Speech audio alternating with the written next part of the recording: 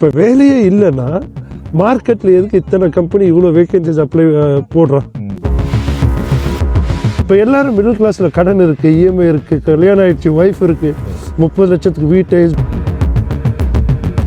இந்த வீடியோ எடுக்கிறதுக்கு முன்னாடியே நான் பேசும்போதே எனக்கு தெரிய வந்துச்சு என்னன்னா நிறைய பேரோட லைஃப் வந்து சேஞ்ச் பண்ண போகுது அப்படிங்கிறது. எவ்வளோ கோர்ஸ் படிக்கிறதா இருக்கட்டும், நிறைய பேர் படித்தா கண்டிப்பாக வேலை கிடைக்கும்னு சொல்றீங்க. இது வரைக்கும் படித்தவங்களுக்கு எவ்வளோ பேருக்கு நீங்கள் ஸ்டூடெண்ட்ஸ்க்கு எவ்வளோ பேருக்கு வேலை கிடைச்சிருக்கு?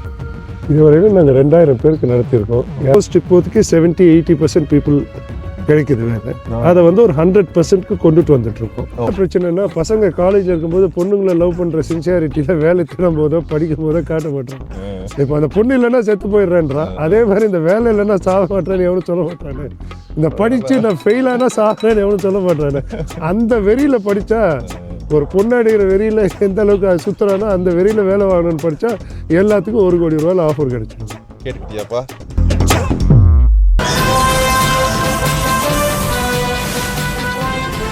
வணக்கம் மக்களே, இன்னைக்கு வந்து பாத்தீங்கன்னா ஒரு பயங்கர யூஸ்ஃபுல்லான ஒரு இன்ஃபர்மேஷனான இந்த வீடியோ இருக்க போகுது. என்னன்னு பாத்தீங்கன்னா நிறைய பேருக்கு இங்க வரவங்க, யூகே வரவங்களா இருக்கட்டும், இல்ல இந்தியால இருக்கவங்களா இருக்கட்டும், நிறைய பேருக்கு வந்து ஸ்டடீஸை முடிச்சுட்டு வேலையும் கிடைக்கல, நிறைய பேர் படிச்சதுக்கான வேலைக்கும் போகல, இல்ல என்ன படிக்கிறோம்னு தெரியல. அந்த மாதிரி நிறைய பேர் குழப்பத்துல வந்து எக்கச்சக்கமான பேர் இருக்கிறாங்க. எனக்கு தெரிஞ்சு இருக்கிறாங்க. கிட்டத்தட்ட என் பக்கத்துல இருக்கிறவரும் அப்படித்தான் இருக்காருன்னு நினைக்கிறேன். எனிவே, சோ அதுக்கெல்லாம் தீர்வா என்ன படிக்கணும், என்ன ஜாப் போகணும் அப்படிங்கிறதுக்கு ஒரு கரெக்டான கவுன்சிலிங் தேவைப்படும் இல்லையா? இதெல்லாம் பண்ணணும், உங்களுக்கு நல்ல ஜாப் கிடைக்கும் அப்படிங்கிற மாதிரி. சோ அதுக்கான வீடியோ தான் இது. சோ அதுக்காக ஒரு பர்சன் வந்து உங்களுக்காக இன்ட்ரோ கொடுக்குறேன். வணக்கம். என் பேர் சுகுமார் ஸ்ரீனிவாசன். பிறந்தது திருச்சி, படித்தது Madras Christian college higher secondary school. Bachelors of arts BA தான் படித்தேன். நான் சிவில் சர்வீசஸ் பண்ணலான்னு.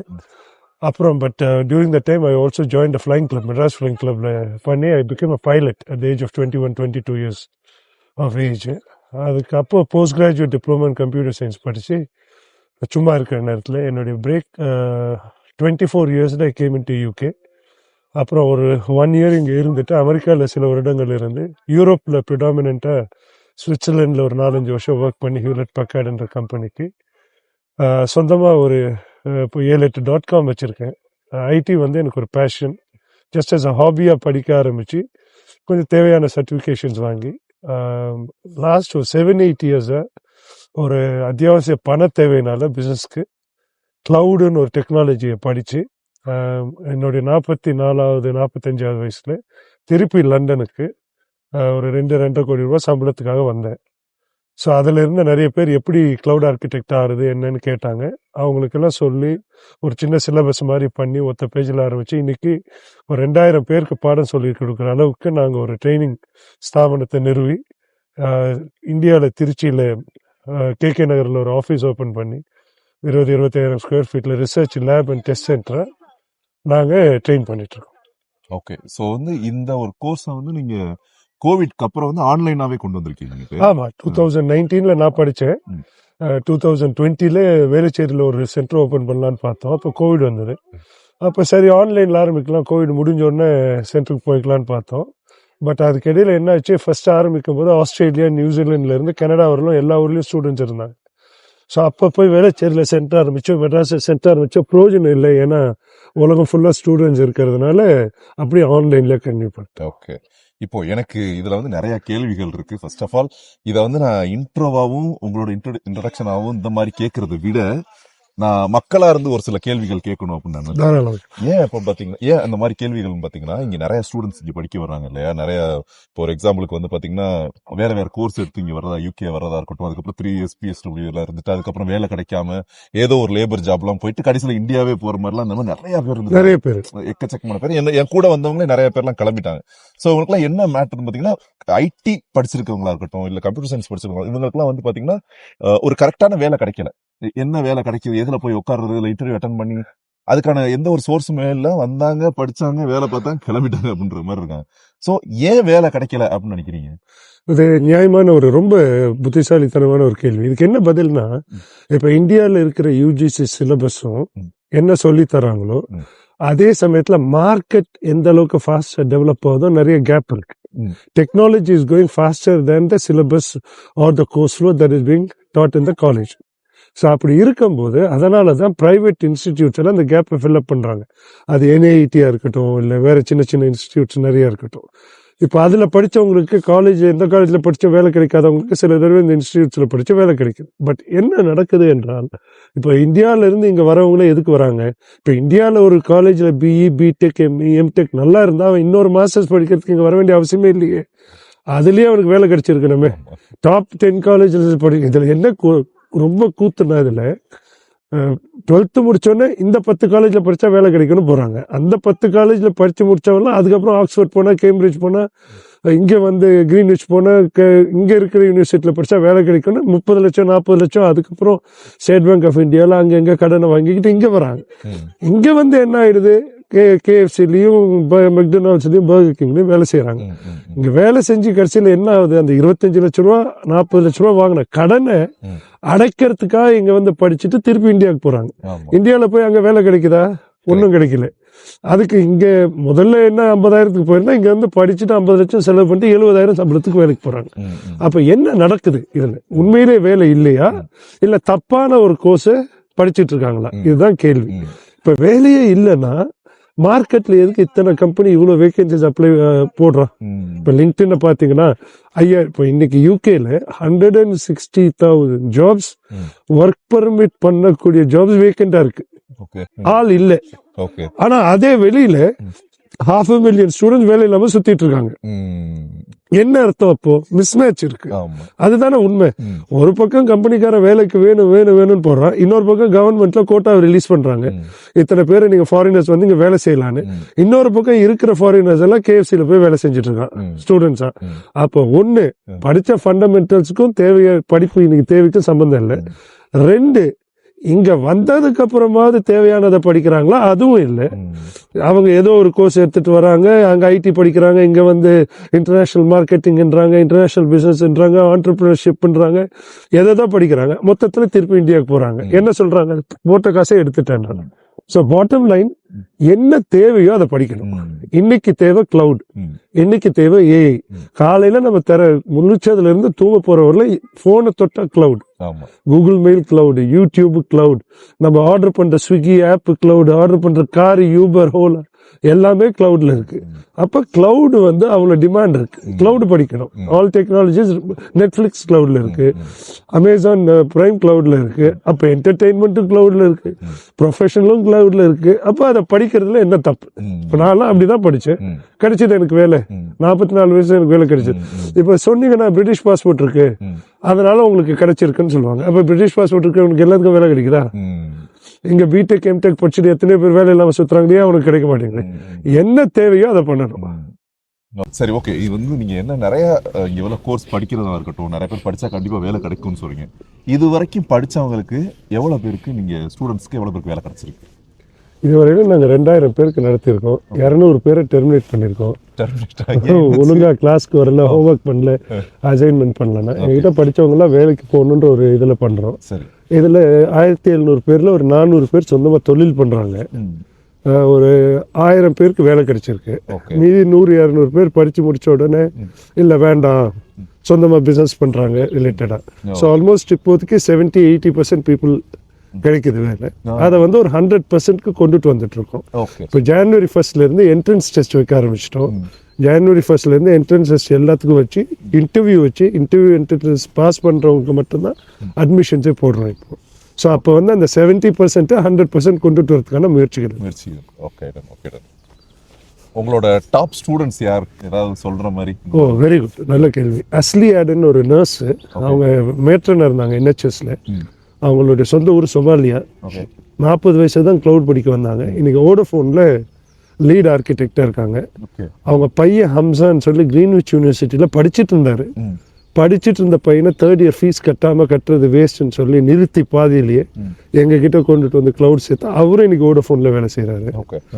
எனக்கு மருந்து, என்னுடைய 2வது பாப்பா பிறந்தப்போ மருந்து டெலிவரி பண்ண டேனியல் கிறிஸ்டின் இன்னைக்கு காக்னிசன்ட்ல சீஃப் ஆர்கிடெக்டா இருக்காரு. அந்த மாதிரி சொல்லிட்டே போகலாம். நிறைய பேர் வந்து நிறைய பேர் இருக்காங்க. ஒருத்தர் 2 பேரா இருந்தா சொல்லலாம். நிறைய பேர் எல்லாருமே 100,000 120,000 மேல சம்பாதிக்கிறாங்க. சேலரி ஸ்டார்டிங் சேலரியே 80 to 100 120,000 மேல சம்பாதிக்கிறாங்க. கிளவுட் பிளஸ் டெவாப்ஸ் படிச்சவங்க. ஆனால் இது எல்லாத்துக்கும் காரணம் என்னென்னா நாங்கள் எல்லா ஸ்டூடெண்ட்ஸ்க்கும் ஒரே மாதிரி தான் எடுக்கிறோம். இதில் யார் எங்களை யூட்டிலைஸ் பண்ணி ரொம்ப டிசிப்ளின்டாக இருக்காங்களோ அவங்களுக்கு வேலை கிடைக்குது. எங்களுக்கு வேலை கிடைக்காதவங்களுக்கு நாங்கள் கம்மியாகவும் வேலை கிடைக்கிறவங்களுக்கு அதிக இன்ட்ரெஸ்ட் காட்டியெல்லாம் எடுக்கிறது. எல்லாத்துக்கும் ஒரே மாதிரி எடுக்கிறோம். நாங்கள் சொல்கிற ஹோம் ஒர்க்கு, அசைன்மெண்ட்ஸு, டெய்லி டெஸ்ட்டை ஒழுங்காக ஃபாலோ பண்ணுறவங்களுக்கு வேலை கிடைக்குது. இப்போ அதெல்லாம் வந்து கம்பல்சரி ஆக்கிட்டோம்.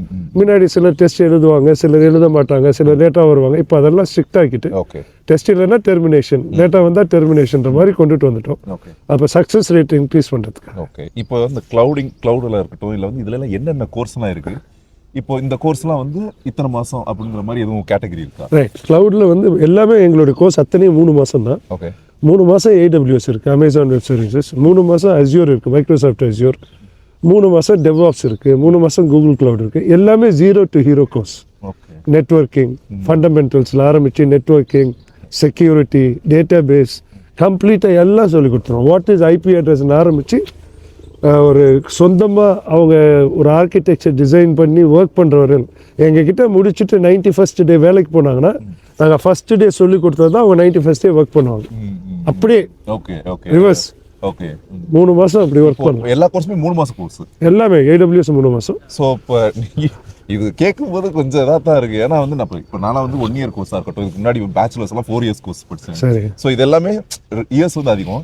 ஜஸ்ட் 3 months கோர்ஸ் முடிச்சுட்டு அதை பர்ஃபெக்டாக முடிச்சிட்டோம்னா கண்டிப்பாக வேலை கிடைக்கிறதுக்கான அதிக சான்ஸ் இருக்குது. இப்போ அகல உள்ளுறதோட ஆழ உள்ளணும். நுனிப்புல் மேய்ஞ்சா ஒன்றும் நடக்காது. நீங்கள் 4 வருஷம் BE படிச்சிங்க, அதில் எத்தனை மணி நேரம் நீங்கள் உண்மையிலேயே ஒரு நாள் காலேஜில் போய் படிச்சிருப்பீங்க நீங்களே சொல்லுங்கள். சரி, நம்மளை பார்த்து கேள்வி இல்லை, 9 மணிக்கு போயிட்டு 5 மணி வரலாம் பாதி நேரம் நம்ம OB அடிச்சிருப்போம், மீதி நேரம் கட் அடிச்சிருப்போம், கேன்டீனில் உட்காந்துருப்போம்.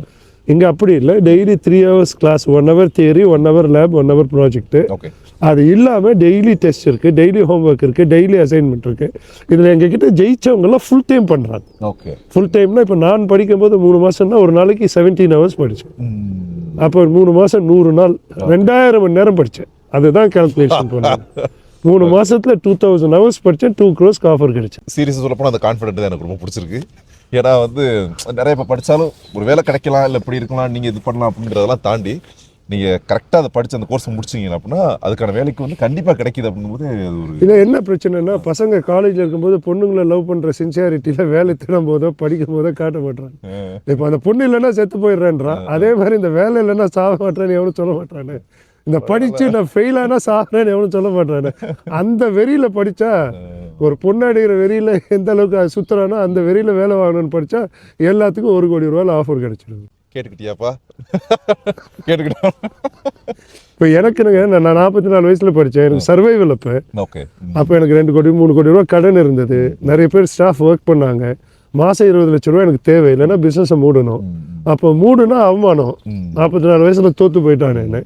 அப்போ ஊரில் போய் விவசாயம் பண்ண முடியாது இல்லையா? உலகத்தில் இருக்கிறதுலே கஷ்டமான விஷயம் எதுன்னு நினைக்கிறீங்க? முடியவே முடியாதுன்னா ஒன்று இருக்கு. என்னன்னு சொல்லுங்க பார்ப்போம். தெரியலையே. முடியவே முடியாதுன்னா ஒன்றே ஒன்று தான் இருக்குது, முடியவே முடியாது. அதாவது நடுத்தர வாழ்க்கையில் இருக்க பணக்காரன் ஆகிறது முடியவே முடியாது. ஏழை பணக்காரன் ஆகிடுவான். ஏன்னா அவனுக்கு இழக்கிறதுக்கு ஒன்றுமே இல்லை. எல்லாத்தையும் முட்டி மோதுவான், ஜெயிச்சிடுவான். பணக்காரன் ஆகிடுவான். ஏன்னா ஒரு பணக்காரன் இன்னொரு பணக்காரனுக்கு உதவி பண்ணுவான். நம்மள மாதிரி நடுவில் இருக்கவன் நம்மளால ஆகவே முடியாது. முதல்ல கூட இருக்கவனே நம்மள ஆக விட மாட்டான். இதை பண்ணாத அதை பண்ணாதன்னு பயமுறுத்துவாங்க. அதை மீறி பண்ணால் வீட்டில் இருக்கவங்க பயமுறுத்துவாங்க. இதெல்லாம் மீறி நம்ம பண்ணால் நமக்கே நம்ம மேலே நம்பிக்கை இருக்காது. இப்போ எல்லாரும் மிடில் கிளாஸில் கடன் இருக்குது, EMI இருக்குது, கல்யாணம் ஆயிடுச்சு, ஒய்ஃப் இருக்குது, 30 லட்சத்துக்கு வீட்டை SBIயில் வச்சா எல்லாம் சொல்கிறாங்க.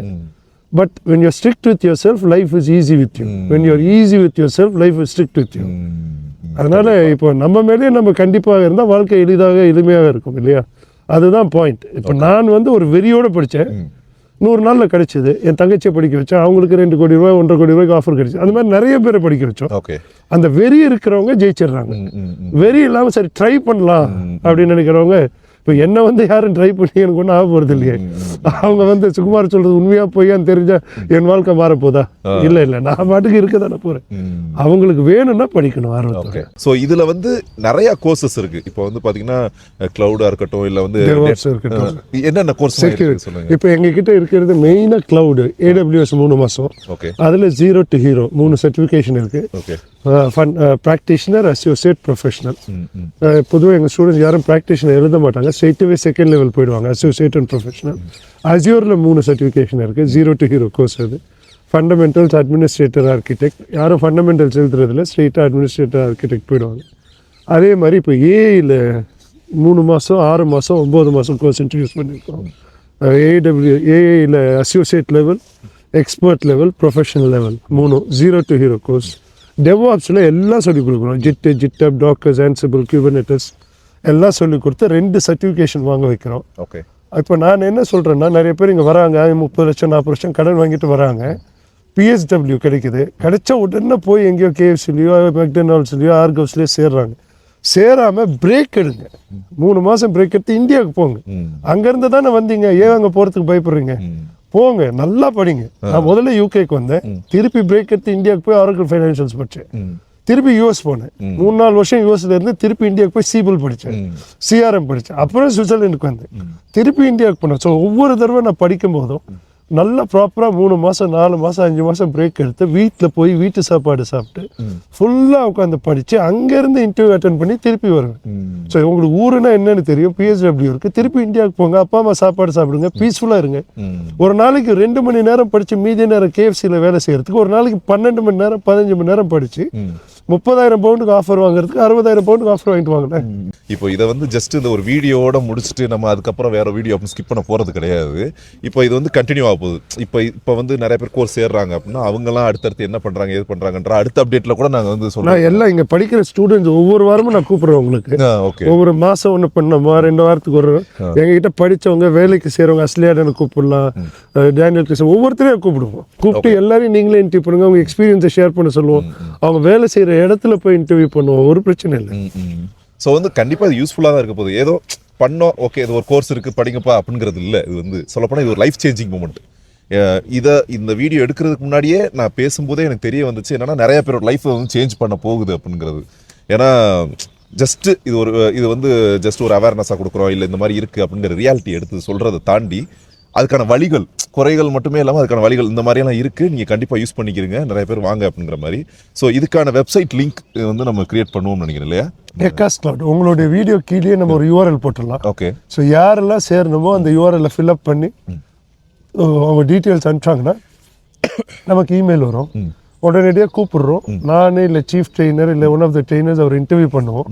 இன்டர்வியூ பண்ணி அவங்க டெக் சப்ஜெக்ட் சம்மந்தம் இல்லாமல் வேறு ஏதாவது டிகிரி பண்ணியிருந்தாங்கன்னா என்ட்ரன்ஸ் டெஸ்ட் இருக்கும், BTech, MTech, B computer science, MCA, BCA பண்ணியிருந்தாங்கன்னா ஒரு ப்ராப்பர் இன்டர்வியூ பாஸ் பண்ணாங்கன்னா 1 or 2 days அவங்க ஃப்ரீ கிளாஸ் அட்டன் பண்ணிட்டோம்.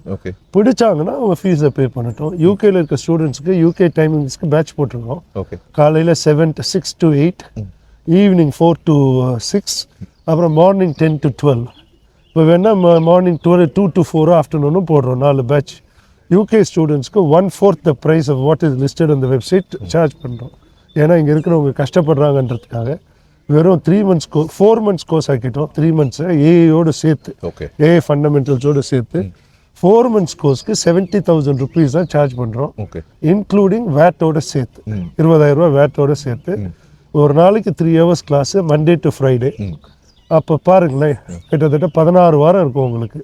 3 hours. இது இவ்வளோ இன்டெப்த்தாக இவ்வளோ இதாக யாருமே சொல்லியே கொடுக்கல வேர்ல்டில். நாங்கள் தான் ஒரு 3 ட்ரெயினர்ஸை போட்டு, தியரிக்கு தனி, லேபுக்கு தனி, ப்ராஜெக்ட்டுக்கு தனி ட்ரெயினர்ஸை போட்டு இந்த அளவு இன்டென்ஸாக இந்த ப்ரைஸ்க்கு ஒருத்தராலே சொல்லிக் கொடுக்க முடியும். Okay done.